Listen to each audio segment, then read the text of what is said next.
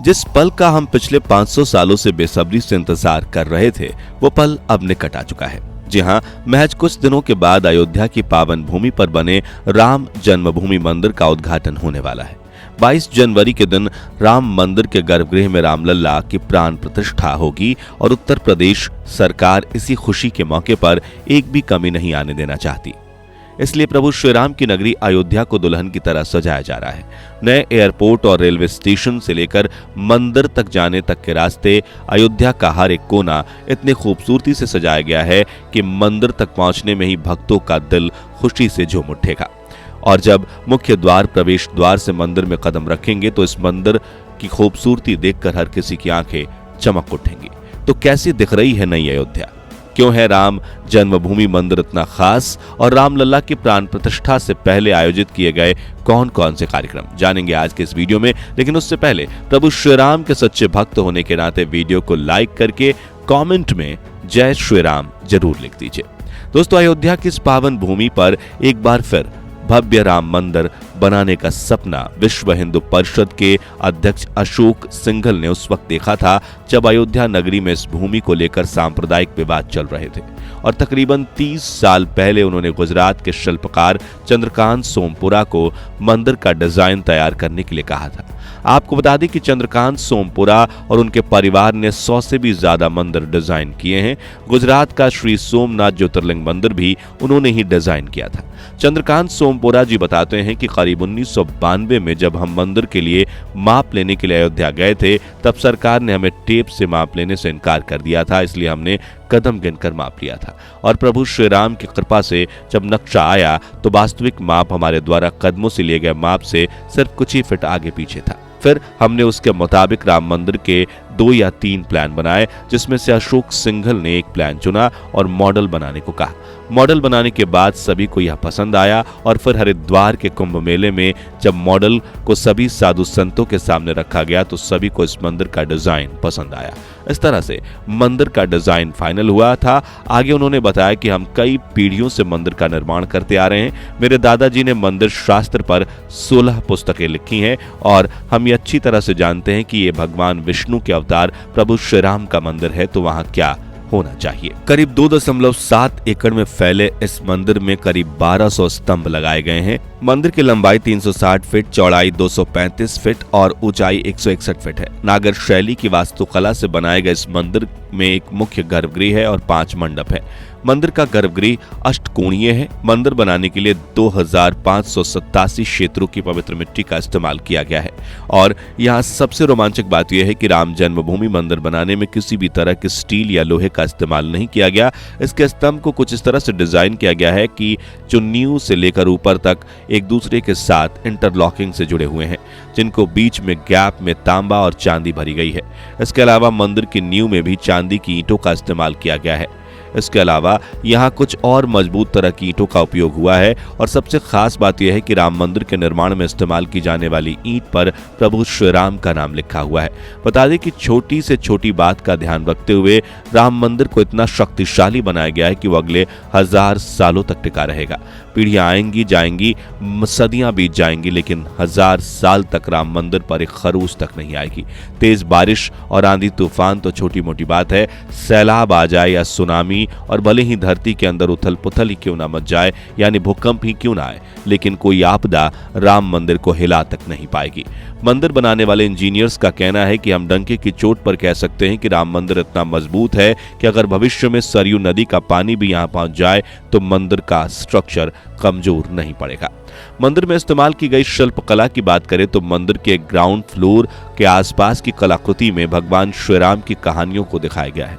श्री राम के जन्म और उनके बचपन को दर्शाया गया है, जबकि पहली मंजिल पर भगवान राम के दरबार को उकेरा गया है। मंदिर का प्रवेश पूर्व दिशा में बने सिंह द्वार से होगा, जहां 32 सीढ़ियां चढ़कर सबसे पहले आपको रंग मंडप दिखेगा, जहां भगवान राम के जीवन से जुड़े चित्र और किरदार दीवारों पर उकेरे गए हैं। रंग मंडप से आगे चलने पर नृत्य मंडप दिखेगा, जिसमें देवी देवताओं की मूर्तियां, रामायण की चौपाइयां पत्थरों पर बहुत सुंदरता से उकेरी गई हैं। नृत्य मंडप से आगे बढ़ने पर आपको मुख्य गर्भगृह में बैठे रामलला के दर्शन होंगे।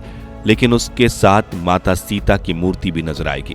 जी हाँ, 22 जनवरी के दिन मंदिर एक गर्भगृह में जिस मूर्ति की प्राण प्रतिष्ठा की जाएगी वो मूर्ति प्रभु श्री राम के बाल स्वरूप की है, जिसमें वो 5 साल के बालक के रूप में होंगे। इसलिए आपको मंदिर के मुख्य गर्भगृह में सीता मैया की मूर्ति नहीं दिखाई देगी। हालांकि पास में बने एक मंदिर में प्रभु श्री राम के साथ सीता मैया, लक्ष्मण, हनुमान जी की मूर्ति दिखाई देगी। इन दोनों मंदिरों के अलावा राम जन्मभूमि परिसर में 7 और मंदिर बनाए जा रहे हैं, जिसमें रामलल्ला के गुरु महर्षि वशिष्ठ, ब्रह्म ऋषि विश्वामित्र, महर्षि वाल्मीकि, अगस्त्य मुनि, राम भक्त केवट, निषाद राज और माता शबरी का मंदिर शामिल है, जिनका निर्माण 2024 के अंत तक पूरा हो जाएगा। वहीं परिसर को हरा भरा रखने के लिए 50 फ्लोरा फैमिली के 500 से ज्यादा पेड़ पूरे परिसर में लगाए जा रहे हैं। इसके अलावा तमिलनाडु के नामक्कल के राम मंदिर के खास तरह की घंटियों का ऑर्डर किया गया है, जिनमें तांबा, चांदी और जस्ता जैसी खास धातु का इस्तेमाल किया गया है। पिछले 6 महीने से 25 कारीगर पूरी लगन से इन घंटियों का निर्माण कर रहे हैं और पहले चरण में कुल 48 घंटियां बनकर तैयार की गई हैं, जो अब ट्रक में लोड होकर अयोध्या के लिए रवाना होने को तैयार हैं। इसके अलावा अहमदाबाद के दरियापुर में राम मंदिर के लिए 450 किलो का विशेष नगाड़ा भी तैयार किया जा रहा है।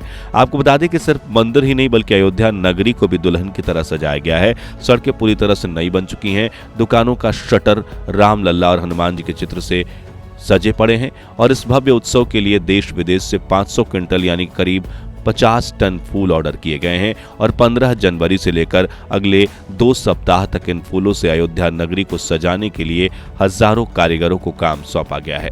क्योंकि 22 जनवरी के दिन प्राण प्रतिष्ठा से पहले 17 जनवरी को राम लल्ला रथ पर सवार होकर अयोध्या में भ्रमण करने वाले हैं। इसके अलावा जैसे कि आप जानते हैं प्रभु श्री राम सूर्यवंशी थे, इसलिए अयोध्या में बहुत बड़े एंट्री गेट का निर्माण किया गया है और इसके पास में 7 घोड़ों पर सवार सूर्यदेव की बड़ी प्रतिमा भी लगाई गई है। इसके अलावा नगर में 40 सूर्य स्तंभ भी लगाए गए हैं, जिनकी कला कारीगरी दिन के समय तो नगर की शोभा बढ़ाएगी ही, साथ ही रात के समय भी चमकते सूर्य की तरह ये स्तंभ नगर को रोशनी देंगे। इतना ही नहीं, बताया जा रहा है कि अयोध्या के मुख्य प्रवेश द्वार पर नाय घाट चौराहे को लता मंगेशकर चौराहा घोषित कर दिया गया है, जहां लता मंगेशकर की मूर्ति नहीं बल्कि 40 फीट ऊंची, 10 फीट चौड़ी और 54 टन वजनी बीड़ा लगाई जाएगी, जो कि अयोध्या पहुंच चुकी है। इस चौराहे पर मन प्रफुल्लित करने वाले लाइट्स की चमक भी रहेगी। इस वीणा की मधुर ध्वनि के साथ लता मंगेशकर के वो भजन बजाए जाएंगे जो उन्होंने प्रभु श्री राम के लिए गाए थे। इसके अलावा नई अयोध्या के रेलवे स्टेशन को भी नया रूप दिया गया है। इन 3 मंजिला रेलवे स्टेशन को सभी मॉडर्न सुविधाओं के साथ सांस्कृतिक रूप से दिल छू लेने वाला रूप दिया गया है, जिसमें मंदिर जैसा गुंबज भी बनाया गया है। 30 दिसंबर के दिन प्रधानमंत्री मोदी ने अयोध्या के दौरे पर 240 करोड़ की लागत में बने अयोध्या धाम स्टेशन का उद्घाटन किया। इस स्टेशन की क्षमता रोजाना 50,000 यात्रियों को मुसाफरी करवाने की है। साथ ही दर्शन करने आ रहे श्रद्धालुओं के लिए इंडियन रेलवे ने पूरे देश से अयोध्या तक 1000 से अधिक ट्रेन चलाने की घोषणा की है। इसके अलावा अपने पहले दौरे के दौरान पीएम मोदी ने अयोध्या में 11,100 नए प्रोजेक्ट्स का उद्घाटन भी किया, जिसमें अयोध्या इंटरनेशनल एयरपोर्ट भी शामिल है, जिसे बनाने के लिए सरकार ने 1450 करोड़ का निवेश किया है। और अब 22 जनवरी के दिन राम जन्मभूमि में रामलल्ला की प्राण प्रतिष्ठा के दौरान पीएम मोदी एक बार फिर अयोध्या आने वाले हैं, जिनके साथ देश विदेश के 7,000 अतिथियों को न्योता दिया गया है। इसके अलावा इस महोत्सव का देश भर में 5 लाख मंदिरों में लाइव टेलीकास्ट भी होने वाला है। तो दोस्तों, अगर आप अयोध्या से हैं तो कमेंट बॉक्स में नई अयोध्या के किए गए अन्य बदलावों के बारे में भी जरूर बताइए। और वीडियो अच्छा लगा हो तो इसे लाइक और शेयर करते समय कमेंट में जय श्री राम लिखकर रामलल्ला के नए मंदिर में उपस्थिति जरूर दें। साथ ही ऐसे ही दिल छू लेने वाले वीडियोस देखते रहने के लिए हमारे चैनल को सब्सक्राइब करके पास वाली घंटी जरूर बजा दीजिए और फेसबुक पेज को फॉलो करना मत भूलिएगा। धन्यवाद।